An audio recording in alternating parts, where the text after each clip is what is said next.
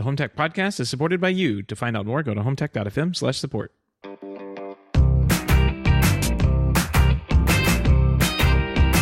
This is the HomeTech podcast for Friday, February 1st, 2019.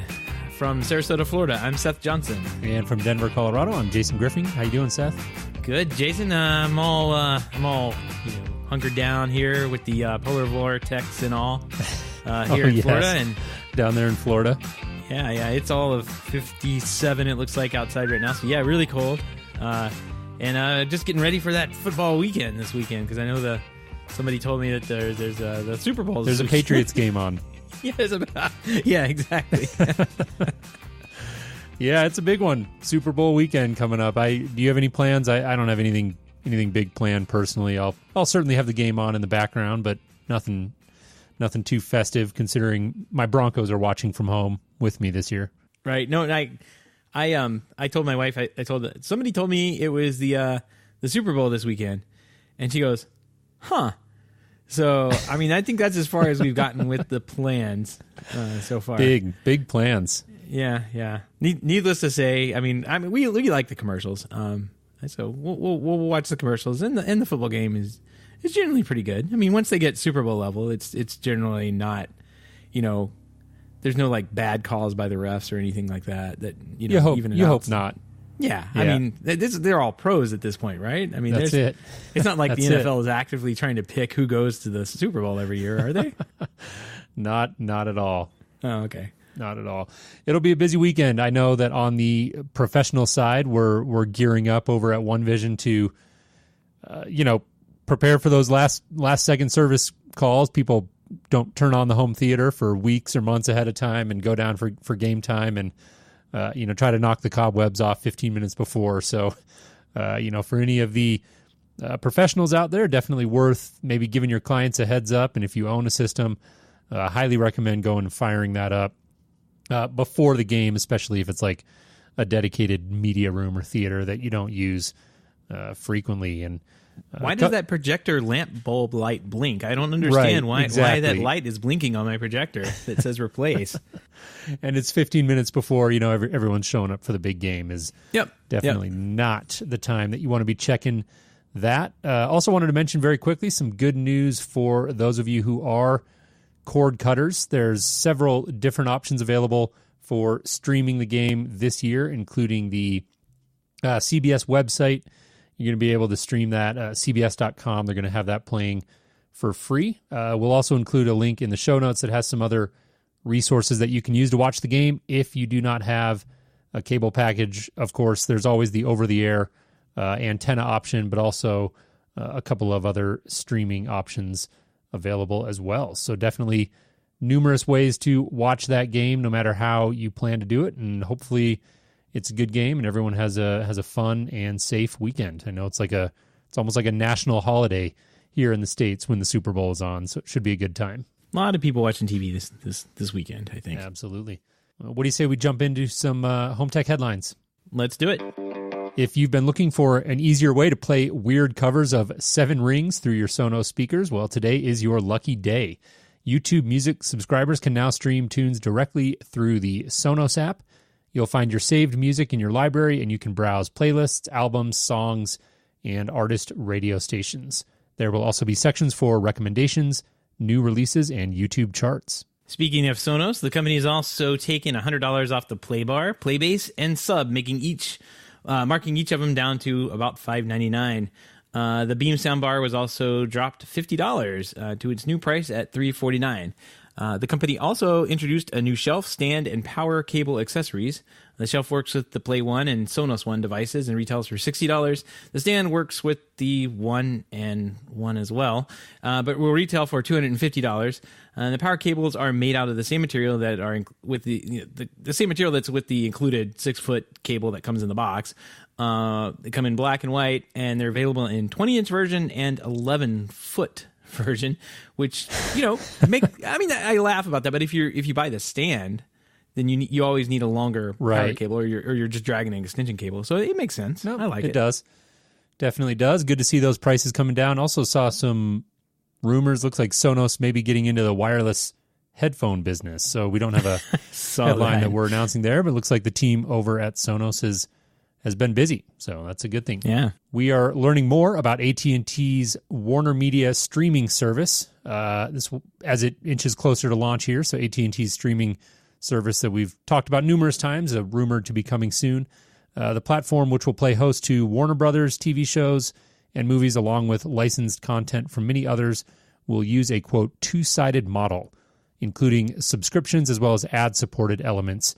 This, according to AT&T's CEO, Randall Stevenson, via Deadline. The latest information available suggests that AT&T's new streaming service will be available sometime around the end of the year. Speaking of AT&T, they've been cutting back on the promos, and it's led their streaming service DirecTV to now lose 200. I gotta write this out. Hold on, 267,000 subscribers in the fourth quarter. You couple that with the 391,000 traditional video subscribers between DirecTV and Uverse that they lost in the fourth quarter. The company now gave back more than 650,000 video subscribers just in the fourth quarter alone. Wow. The good news is, for AT&T at least, is that the company says it no longer has any DirecTV Now subscribers on promotional pricing, and the company framed that news along with its continued dramatic traditional TV subscriber losses as a part of a plan to place more emphasis on profitability. So good luck, AT&T. Good luck. Yeah. I mean, I guess on the streaming side, that statement kind of makes sense, because it sounds like, what led to a bunch of these subscriber losses was getting rid of the promotional pricing that a lot of these companies use to try to hook people in. But yeah, those seem like some pretty steep losses. I'm not sure what percentage of their subscriber base that was, but apparently a lot of people cleared out when they got rid of that promotional pricing. When you pass over 500,000, I think that's a lot. Yeah. It's a lot. It's a lot of money. Yeah. Earlier this month, Roku announced it would soon begin selling subscriptions to premium video services directly from its own TV and movies hub, the Roku channel. This week, those subscriptions went live, allowing Roku users to sign up for channels like Epix, Showtime, Starz, and others, and then stream them without needing to install the channel's own native app on their Roku device. Instead, all of the content from these add-ons will be found within the Roku channel section itself, alongside other free and ad-supported TV shows, movies, news, sports, and entertainment programming already offered. Sounds like Amazon. Sounds just like Amazon. Mm-hmm. Yeah, it makes sense. Yeah. Real Good, a website that has become a go-to service for many people thanks to its streaming video guide that lets you browse content from dozens of sources in a single interface, is coming to smart TVs. The company claims that by the time the rollout is done in 2020, roughly half of all smart TV households in the U.S. will have access to its app, which will appear on the home screen. It will mark the first time that a service of this kind can be accessed without an external streaming device. That's pretty cool. Yeah, this one was interesting. I hadn't heard of Real Good before, but apparently it allows you to create an account, and then you can plug in like which services you use. Says 52 options. Works a lot like the Apple TV TV app, where you can do a universal search across them. I know there's one critical difference I saw is that they do have Netflix, which I know Apple TV's app, or at least this article said, it doesn't. So I'm trying to think, though, in my head, I feel like we use the TV app and Netflix, and I don't know, maybe those two don't work together. But anyways, another one of those universal search offerings that I think are pretty useful, considering how many different apps there are out there. And it's spelled Real Good, like REEL, not Real Good. Because if you search for that, you get food and stuff. But yeah, I don't know. Important. It makes sense. Important it makes spelling sense. Yeah. Distinction there. Yeah. You got it. Vizio has announced that its SmartCast 3.0 TV update is entering public beta. You'll still need an invite from the company after requesting beta access on Vizio.com. SmartCast 3.0 is the operating system that brings AirPlay 2 functionality. Also supports HomeKit as well. So this will mean users will be able to turn on their TVs and turn them off via Siri, which is kind of a cool addition for those of you using HomeKit. So it looks like this is out for public beta. And if you're interested, again, you head on over to Vizio.com. Yep. Speaking of public beta, and really not public beta, but public hacking, I suppose, somebody had figured out how to enable AirPlay 2 functionality on HomeBridge. So if you're using HomeBridge like on a Raspberry Pi to kind of like tie in other services to HomeKit, I believe you can go ahead and flip on like and see how that's going to work. It's kind of cool. Maybe I'll put a link to it in the show notes, but it's got like you see a picture of a TV as a device, instead of a light bulb or whatever. And you click on that, and it'll let you set the input right there. It's got like a little input button at the bottom. Interesting. Yeah, it's kind of cool. The only thing it's missing, and I don't know how this is like such a big oversight, but like it's missing volume control on the TV. Oops. Control. So maybe, it's still in beta on Apple. So maybe all right, we'll give them a break. Maybe they have. Yeah, I'll give them a break till something officially comes out. But I thought it was pretty cool, so I'll put a link to that in the show notes as well. Cool. Samsung has built a new display controller chip for 8K displays. Great. That claims it will eliminate bezels on new 8K TVs. Oh, you have my attention. According to Samsung, the new chip can deliver twice the intra-data throughput that its predecessors could, which in turn eliminates the need for extra components that usually end up in the bezel. Let's get a quote from their press release.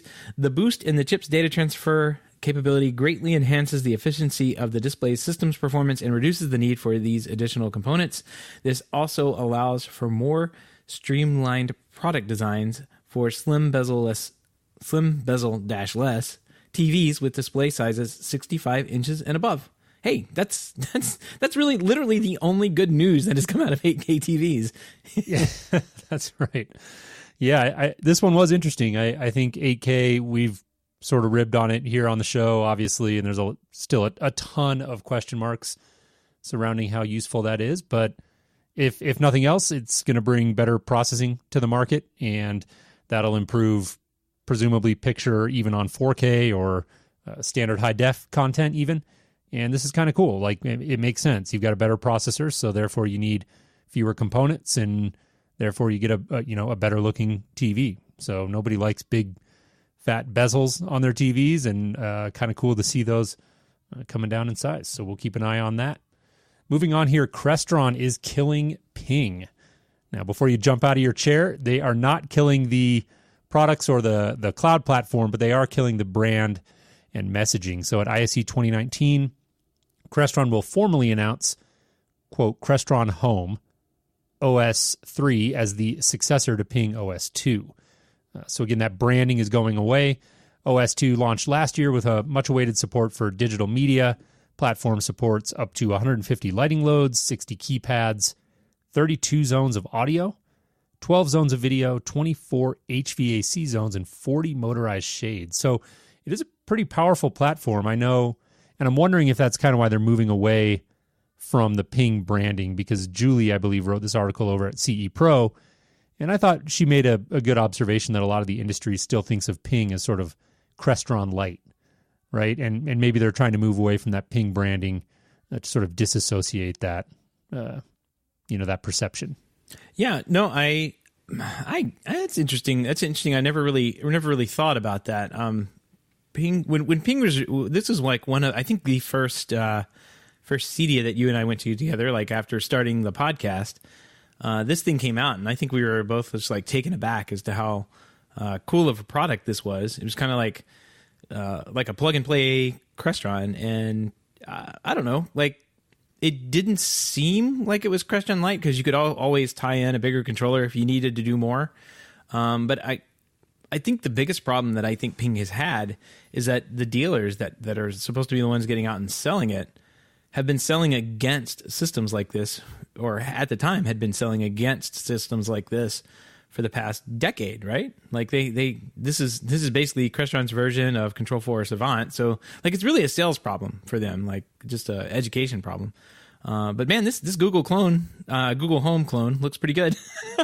I mean, they've done a really good job, kind of like putting a new iPad app and web app together, and it looks great. There's a cool little video that goes along with it. Some of the features that they highlight. We'll put a link to the story in the show note that'll have that video on there. But yeah, it's a nice looking system, and it looks modern, and it's fresh, and it's up to date, And one of the things that I saw in here is that they said that Ping was developed kind of like as a skunkworks project and not part of mainline Crestron, which may have also been the reason that it wasn't fully adopted within the sales channel. But now I think if you look at Ping and you compare it to with like Control4 or Savant, I mean, heck, even SmartThings or HomeKit, like it is a great answer on the professional side of putting things in to those products in clients that demand quality product that never go down and that kind of thing that you can actually as a dealer service and integrate with remotely and that kind of thing. Like right. It's still a Crestron product, and you're gonna have that support and quality built into it from the beginning. So. And I think this is great. I really like the fresh-ish look that they went with.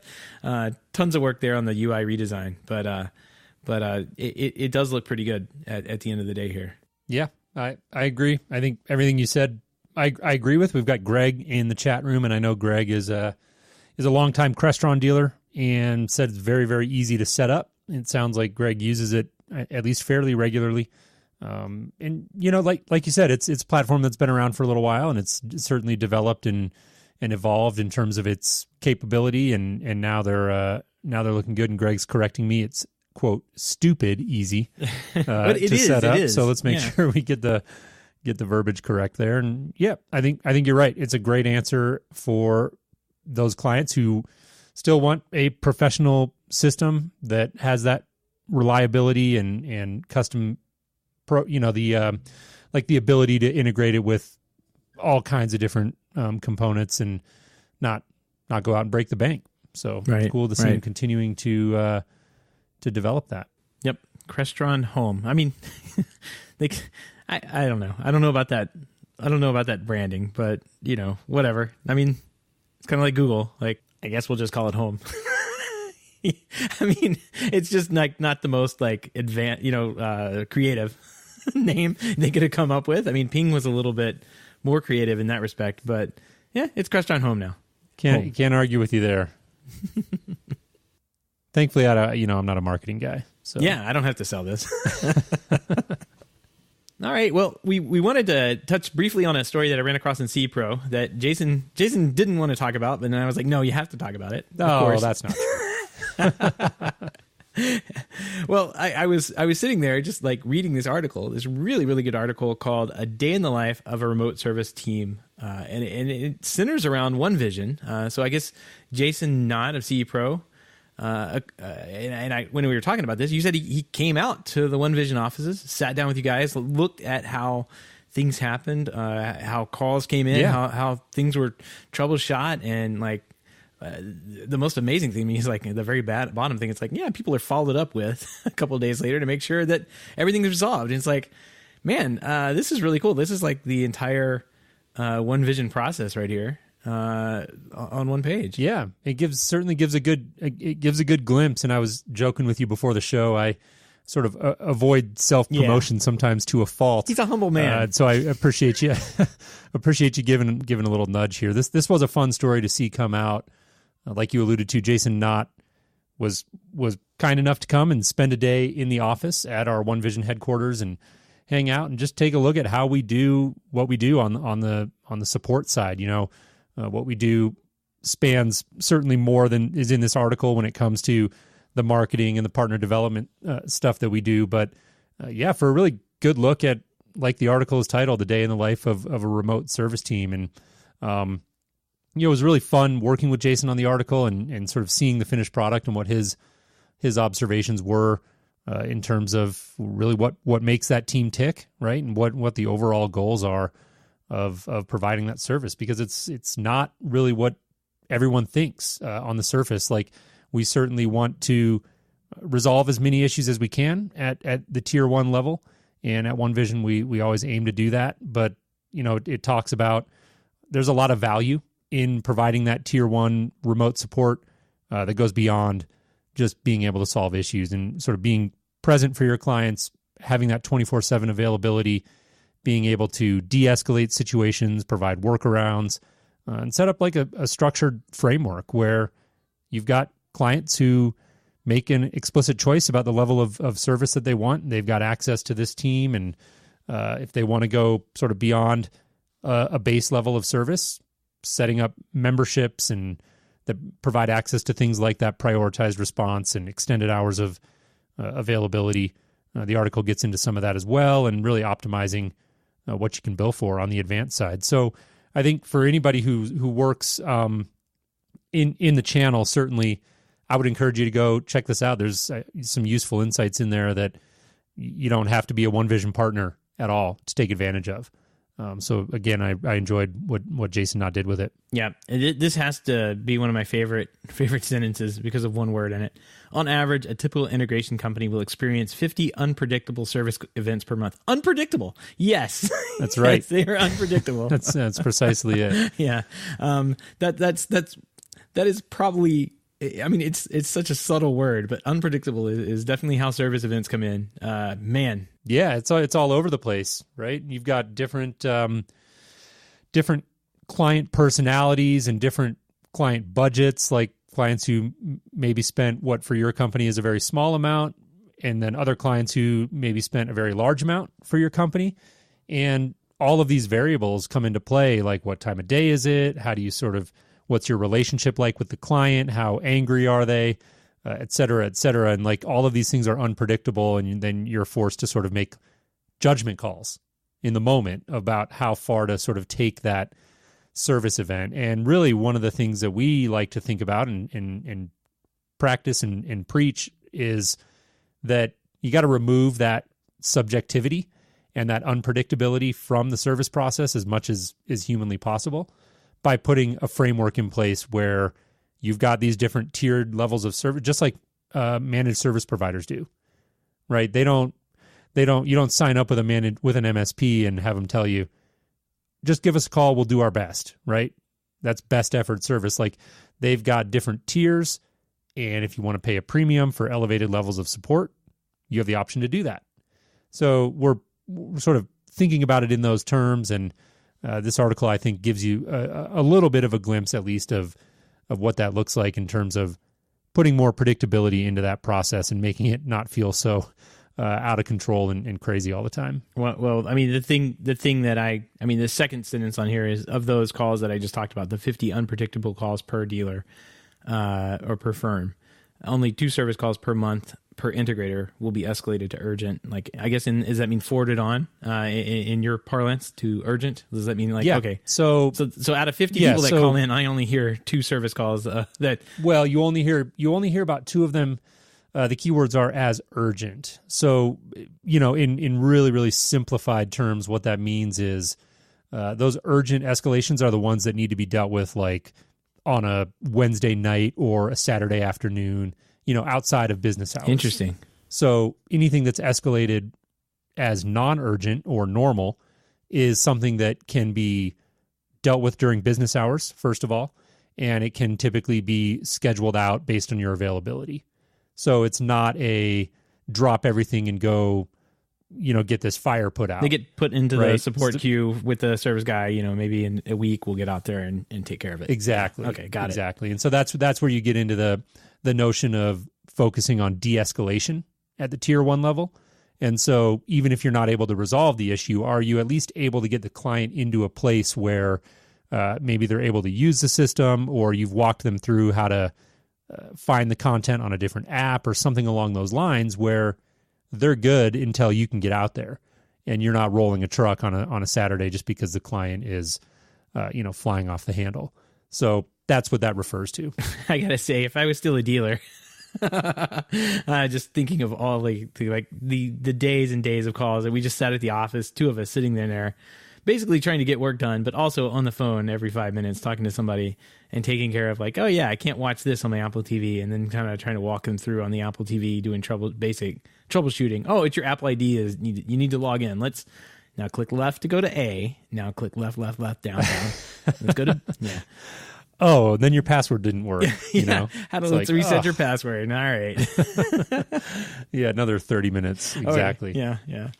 Yeah, a lot of the stuff really is pretty basic when it comes in, but just being able to be present for the client and help walk them through. And then really, the article, I think Jason did a really cool thing where he illustrates out different service tickets, and he shows what the documentation looks like, and it kind of walks you through chronologically what one of these support events might look like. Yeah. So you actually get a real sort of taste of that. And I thought that was a cool idea by Jason. We were excited to see that when it came out. I think it was a really neat way to present that information. So again, if you're in the channel and you're interested in just learning about some of the ways that we're thinking about service and our partners are out there executing on it, go check that article out. We'll have a link to it in the show notes at HomeTech.fm/243. And again, there's a lot of useful information in there, whether you're interested in partnering with OneVision or not. Frankly, we want to be a resource and be helpful to the entire channel.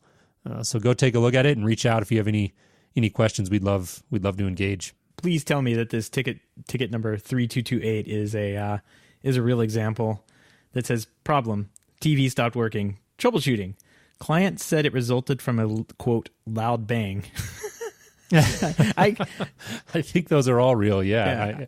I mean, I've had calls like that, and it's like, oh yeah, that kind of stuff, like where somebody calls in and says something that can literally stop everybody in the company from working to kind of sit there and look at each other for about 5 minutes with a puzzled look on their face.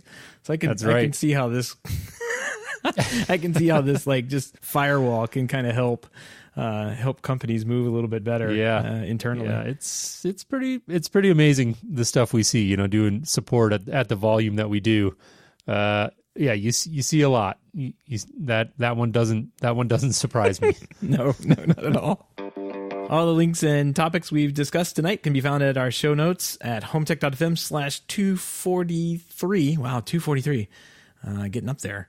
While you're there, don't forget to sign up for our weekly newsletter, which includes even further analysis as well as other industry news that may or may not have made the show.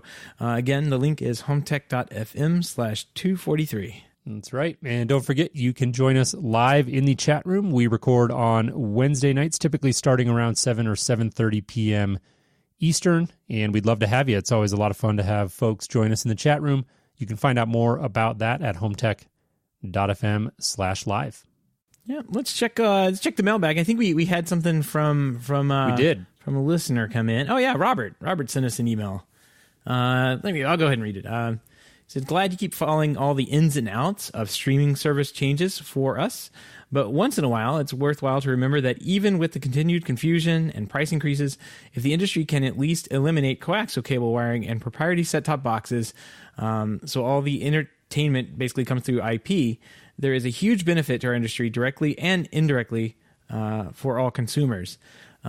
Too much time, effort, and money is still spent on kludgy IR controls, video matrices, HDMI over IP extenders, not to mention waiting on hold forever with the local cable company, so you can, or satellite company, so you can get those boxes activated. Mm-hmm. An integrated, affordable, searchable, a la carte selection of content may be the holy grail. Maybe the holy grail that is never achieved, but cleaning up the infrastructure and deployment mess is still a major step in the evolution that we need to continue to drive forward and demand and not take for granted. It will only happen if consumers and installers keep demanding it. Good stuff there. Yeah. Thought it was a great email, and when I read the first couple sentences, I thought he was going to tell us to stop talking about streaming. That's where I thought it was going. We've certainly been talking about streaming a lot. That's where the news has been lately. But I really enjoyed this note from Robert, and Robert's a great friend of the show and supporter of the show as well. So we appreciate that, Robert. And I think it's a great observation. I have to admit, I never really thought about it in those specific terms, but he's absolutely right that, regardless of what happens with the different apps and trying to consolidate the content and get rid of a lot of this confusion, and the pricing is all over the place, and all of that may be sort of a permanent condition and a byproduct of this transition or a byproduct of the market in general. But he makes a great point. Like, if we can just continue to make progress toward getting rid of those antiquated cable boxes and the older infrastructure and just get things moved to IP, it certainly does benefit a lot of folks, including, most importantly, the consumer. making that easier for them. So I thought that was a great observation. Yep, I'm betting Robert's not a fan of cable card. I would guess not. I think it's a pretty safe bet. Yeah. Not exactly going out on a limb there. No. So status quo, no good. This new stuff, yeah, it looks like it's a good worth thing. taking a look at. Yeah, exactly. Well, Seth, we've got a pick of the week this week, and I think it's a good one. It's a little bit, I have to say, it's a little bit early in the year, especially with the polar vortex coming right now. I don't think a lot of people are envisioning sort of green grass and worrying about lawn maintenance, but iRobot announced a Terra robot mower. Now, this is not the first robot lawnmower. There are others out there. I know this article we found mentions LG and a company called Works, and I think Husqvarna has one as well that we talked about before. So not a totally novel idea, but still kind of fun to go take a look at this thing. You don't get a great sense for the size of it. It looks small in this picture to me. I don't know if you sort of had the same observation, but a little robotic lawnmower with an antenna coming out of it, and that I think that's a sort of a dream for a lot of us, right? Be able to sit on your porch and relax while a robot mows your lawn. I certainly wouldn't complain about that. No, it does look small in the picture with just the grass, but if you look at the picture with the plumber, I guess, I don't know what this guy is. They got a guy and he's got a plunger attached to his belt. I think that's what it is. Anyway, it looks of decent size. But yeah, oh man, 1, I'd love this. 2, I'd love for my grass to actually be green. It's not. And 3, how does the iRobot get into all these flower beds and get all those weeds out? Because that looks amazing. That's the real question. Yeah. I don't know. Robots are amazing. Pull weeds. Yeah. Let's see. This is so it says the iRobot Terra robot mower will be available for sale in Germany, as well as a beta program in the U.S. for 2019. No pricing given yet, but it looks like Germany and the U.S. is where this is headed. I like this. It's pretty cool. Well, we can all keep dreaming of a day when robots mow our yards for us. Yes. Self-driving cars and robot lawnmowers. It's a great time to be alive. Yeah. Now that just thinking of like people putting their cats on these things and letting them run around. It's going to be a whole new, Oh, it's ripe. It's ripe for some YouTube videos for sure. Excellent. All right. Well, if you have any feedback, questions, comments, picks of the week, or ideas for show topics, definitely give us a shout. We would love to hear from you. Our email address is feedback@HomeTech.fm. Again, that's feedback@HomeTech.fm. Or if you would prefer, you can head on over to the website and use our online form at HomeTech.fm/feedback. And we want to give a big thank you to everyone who does support the show, but especially those who are able to financially support the show through our Patreon page.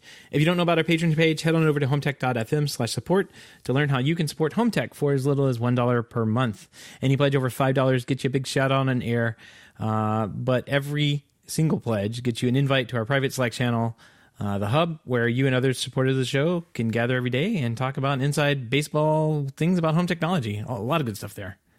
Yep, absolutely. And if you can't support the show financially, we totally get that. We would appreciate you taking a moment to give us a review on iTunes or your podcast app of choice. Those reviews definitely do help other people find the show. So if you want to take a few minutes and let us know how we're doing, again, on your podcast app of choice or on iTunes would be fantastic. We would really appreciate that. Yep. And I think that wraps up the show for this week. Next week is we're gearing up for ISE, so like everybody's quiet right now, and I think we're gonna see some fun stuff come out of ISE next week. Yeah, it'll be interesting. ISE is always a little bit of a question mark. I feel like I know a lot of companies do release new stuff, but other companies are sort of rehashing things we maybe saw at CEDIA in the fall, and so it'll be interesting to see what comes out of that. I always do look forward.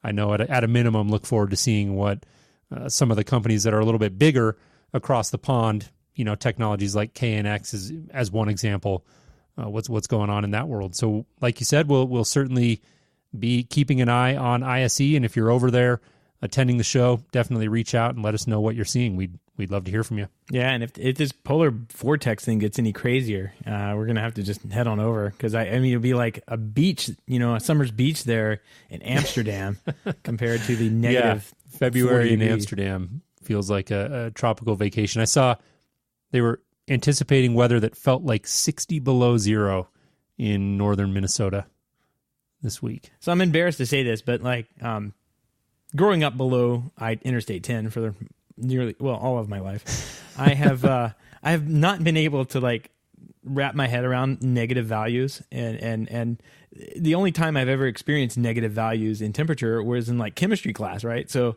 you get to zero, it goes, zero is the water freezes, you go -1. So I've always thought that, oh yeah, we get down to water freezing, and then when they say it's -60, it's -60 below, whatever.